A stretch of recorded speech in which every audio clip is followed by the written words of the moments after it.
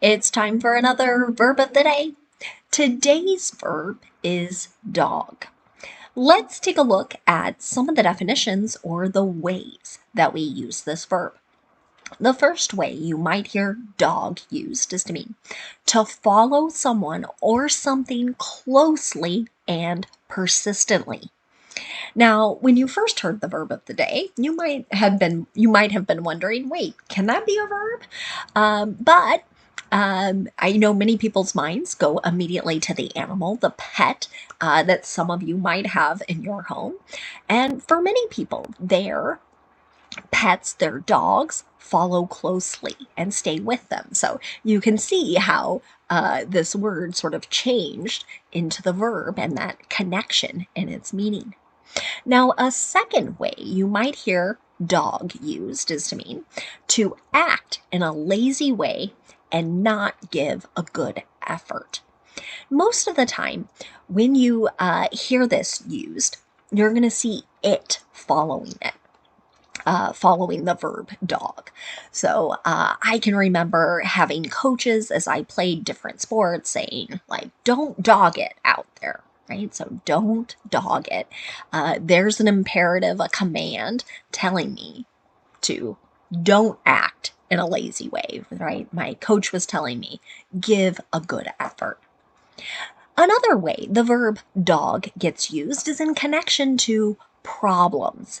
And it's for that problem to follow someone, kind of like that first definition of someone or something following closely and persistently. But here it's a problem that sort of stays with you and it continues to cause trouble. I feel like I see this verb and this particular meaning used quite often with politicians in the United States, and if they've had some kind of problem that continues to follow them. You might also hear it used in connection to celebrities. So that could be actors, musicians, but those type of people that are kind of in the spotlight. Now, a fourth way dog is used sometimes means to judge or criticize someone for doing something. You should know that dog is a regular verb. If I want to make the progressive form of this verb, I'm going to have a spelling change. So my base verb is a one-syllable word that goes consonant, vowel, consonant. And when I go to add a suffix that ends with a vowel letter, I need to double that final consonant. So you're going to see another G, a double G, before the ing that forms dogging. The same spelling rule is going to apply when I go to make the past tense form of this verb because ed is another suffix that starts with a vowel letter. So again, I double the G before I add ed. Now, my base verb, dog, g, ends in a voiced g or voiced G sound. And this means that the ed ending is just going to make a D sound. I'm not going to add an extra syllable when I say it. So it should sound like this: dogged, dogged. Okay? You might be happy to know we have no additional phrasal verbs to study. So we'll move on and do a little verb tense practice. I thought today it might be good for us to practice the past perfect and the present perfect. Compare those two things. So we're going to start with the past perfect. It's very common for us to use this verb tense to note that a particular action occurred before some other action in the past or before a certain time. Now, if you're a regular watcher of my videos, you might get sick of me saying, notice we have two P's in the name of this verb tense, past perfect, which means I'm going to need two parts to my verb. So in the past perfect, I'm going to start my affirmative or positive sentences with my subject. Then I'm going to use had, H-A-D, that's the past form of have. And then I use the participle form of the verb. You can see that here in the example I have. Paparazzi had dogged the celebrity's every step. Right? So paparazzi are the photographers, the paid people that you might see sometimes chasing famous others, right? And here, again, we're describing someone who's following very closely and persistently. They're continuing. They don't give up, right? So that's what's happening in that sentence. Let's talk about negative past perfect sentences. To do this, I start with a subject, I use had not, and then the participle form of the verb. You might also hear the contraction hadn't, which is in my example sentence here. Similar allegations hadn't dogged other top athletes. So this goes back to that meaning of a problem.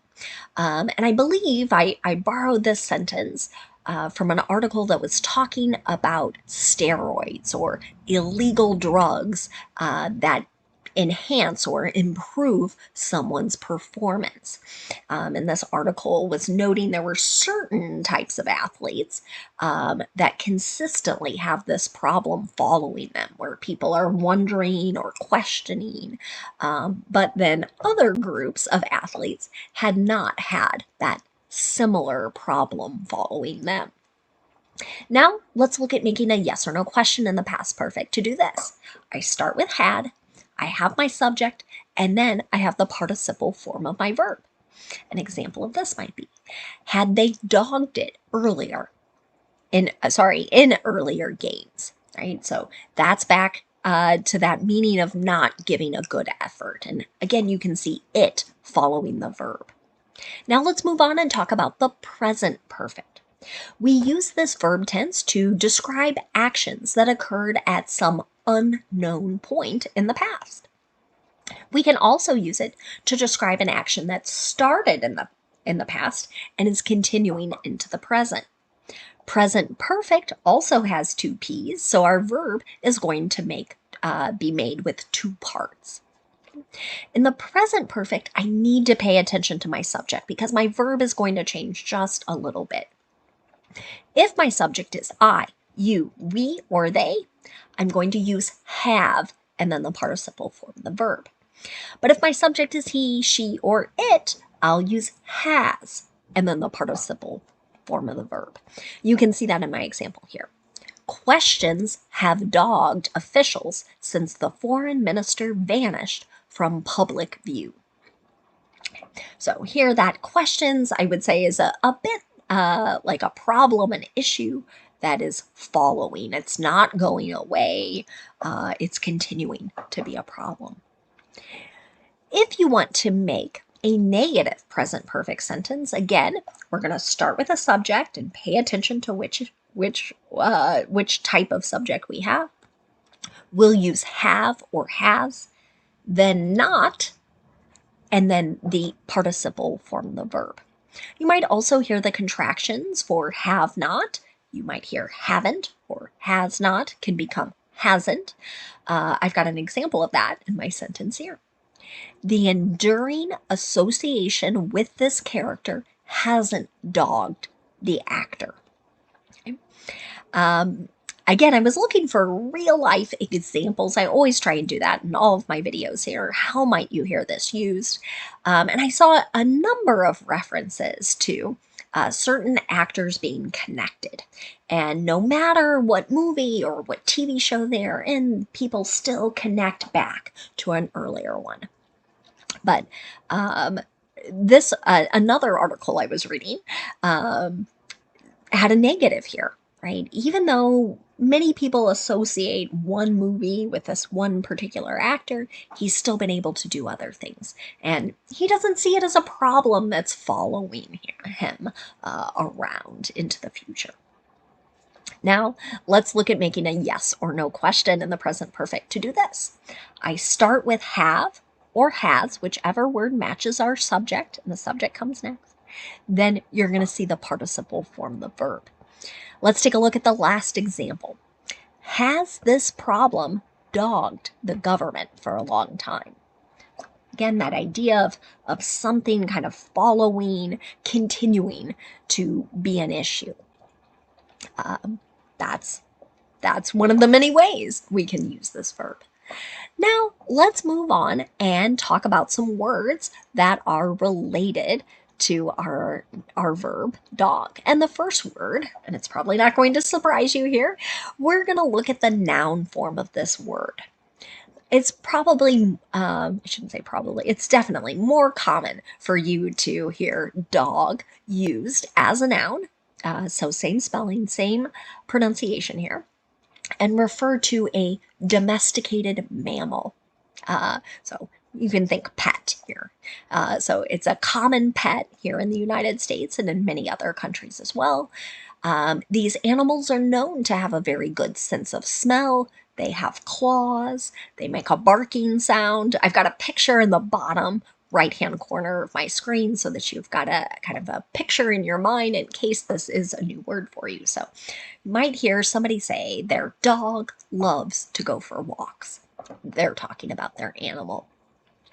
Now, a second way you might hear dog used is slang for feet.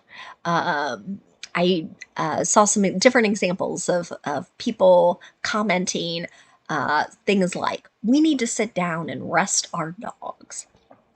I know as I was growing up, I can remember sometimes my mom saying, my dogs are barking, and we never had a pet dog.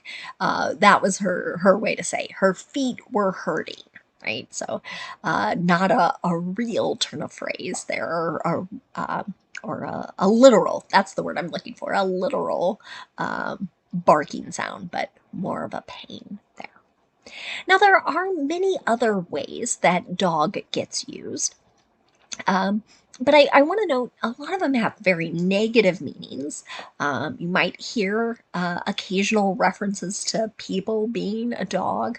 Sometimes it can be used in kind of a slang and friendly way, but not always. So if you're new to using this word, I'm going to caution you to be kind of careful because I certainly don't want you calling the wrong person in the wrong situation that word. So I skipped over some of those definitions so as to make sure none of my students are getting in trouble.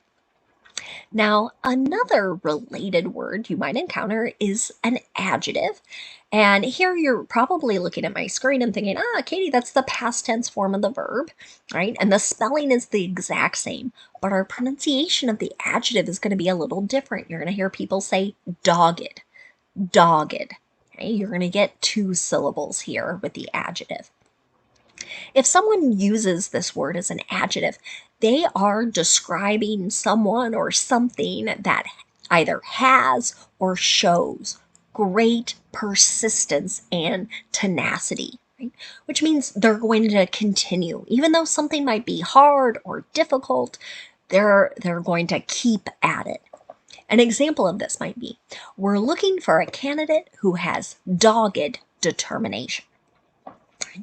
They're not going to see something difficult and think, oh, I quit, right?